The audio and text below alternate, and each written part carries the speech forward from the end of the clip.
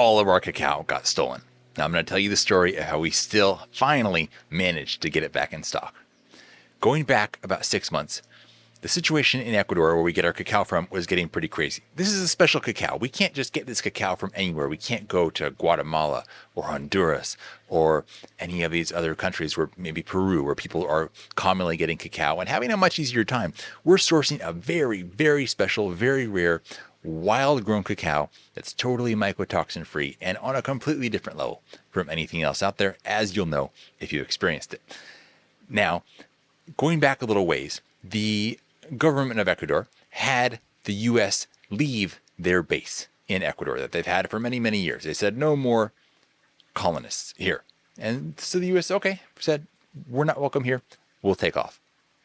The result of this is that drug trafficking went through the roof, and the cartels were getting more and more and more powerful within Ecuador. And then they had a president of Ecuador who said, well, we are going to declare war on the cartels. And the cartel said, oh, well, that's interesting. We were trying to kind of leave you alone and just run our business. But if you want to declare war on us, I guess we can declare war back on you.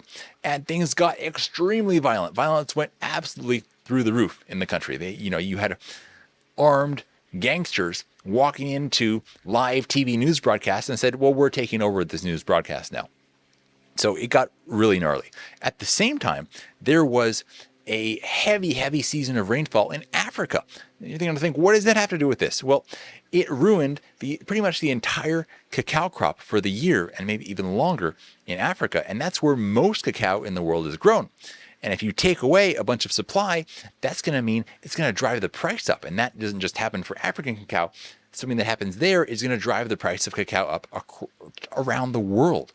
So whereas cacao historically, for like the base commodity market price, has been between $2,000 to $3,000 per metric ton, suddenly this year it shot up to around $9,000 to $10,000. So we're talking like more than triple the price. And so people in Ecuador who are maybe not so scrupulous are thinking, wow, cacao, if we can get our hands on some of this, that stuff is like gold. So we had about 6 months ago a whole big production of cacao that was ready to ship out from Ecuador and come to us here.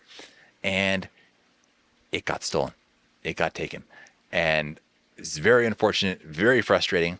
And after that, it got even worse because at that point, it was very hard with all this violence happening to get people who were willing to take the risk to go out to these areas where the cacao can be harvested in the wild, in the jungle, because just being out on the street and traveling within the country was extremely dangerous. So we couldn't get ingredients, and then nobody wanted to transport it back. So fast forward many months later, just this going on and on and on, not able to get ingredients, not able to get things happening. Finally, we were able to get some cacao harvested, brought into the city, processed very carefully according to all of our very strict standards and protocols, and then packed up. And then how do we get it out of the country? Because shipping was getting really crazy. Any shipping that we would have normally paid before had gone absolutely through the roof. You had DHL wanting to charge us about 3 times the actual value of what we were paying for the product just to ship it to the US. Insane. We've had DHL shipments in the past where it was very affordable, very reasonable. Now it's just unbelievable. We were able to get somewhat acceptable rates from FedEx, fortunately. They have like this last minute discount program where you just go into the last minute and hope you get a good deal.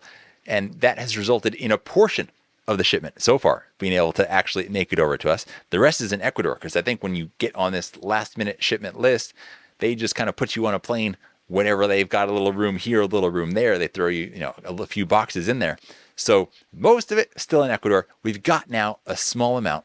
And so we have the cacao powder available again. We have chocolate production continuing to run. It's been a crazy year in that regard as well, because I didn't want to push and market our chocolate because I didn't want to just accelerate the rate at which we were going to run out of our existing ingredients and then basically be out of business. So we just barely made it across that threshold to where we can continue smoothly our chocolate production and hopefully now actually focus on growing our business again rather than just trying to stay alive. And cacao powder is back in business. So we have it back on our website. You can go on there and check it out. We have right now a relatively small amount, hopefully a larger amount coming soon. But if you want to make sure that you've got it for yourself, I would say don't wait too much longer. Thank you guys for your incredible patience. I know a lot of you kind of got hooked on this cacao powder because you realized that this was having a radically different effect on your health than any other cacao that you were experiencing from anywhere else.